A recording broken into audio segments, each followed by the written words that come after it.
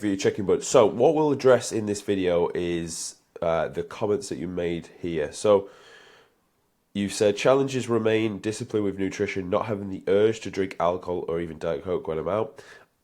If I'm not planning the nutrition, I don't make the best choices when I have to stop the meal times. You mentioned here, still coach 2 to 3 nights per week, better nutrition meal prep without eating on the road. No better than last week.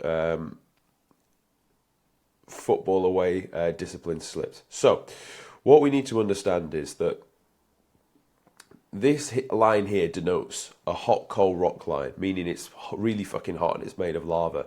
And if I was to push you on hot coal rocks, you would jump off really, really fast because it's hot and it's fucking painful, okay? Now, what the hot coal rock line analogy denotes is your level of comfort for a certain thing in your life, or your level of satisfaction for a certain thing in your life. So in the event when it comes to eating and nutrition and stuff, you will have a baseline of a line that you're okay with sitting at. And if you were to fall below the baseline, it would be so hot and painful, you would do whatever it took to go from the new baseline back up towards the old baseline. This is where if you got so fat, you're like, right, enough's enough, we need to get back to the baseline. Because the baseline is what you're comfortable with and what you're happy with. The problem with this is, your baseline is, I'm okay with eating a bit of shit on the road because that's just who I am. You're like, I have to go and coach football and then my discipline slips. Football equals slip discipline. That's the formula you've essentially told yourself in your head. Now, if we don't address that, that will forever happen because it's just it's like a natural habit. It's just, I'm on the road, I have to eat like random bullshit food when that's not the case. The reason that's not the case is you need to move the hot coal rock line higher. It needs to be that you get so dissatisfied with it not being meal prepped foods that is really painful and you do whatever it takes to get back. The reason why your hot coal rock line is here is because for the longest of time you actually been okay with it because the pain of where it is right now has not been high enough for you to want to make a change. Maybe it is now because you're getting coaching with me.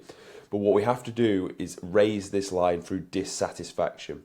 The only difference between people that are in shape and people that aren't is just people that are in shape are so dissatisfied by not being able to eat on plan and the fact that they get fatter and fatter that they will just, their baseline is they just prep food at a certain day for the week because it has to be done like that. There's no other way around it. That's the formula in their head.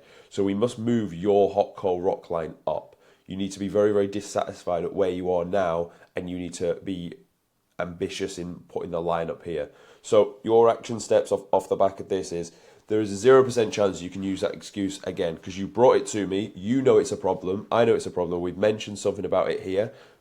There is no reason why that happens again. You prep your food. You know what days you go to football and you know what evening you've got before that where you could prep meals to go to football with you.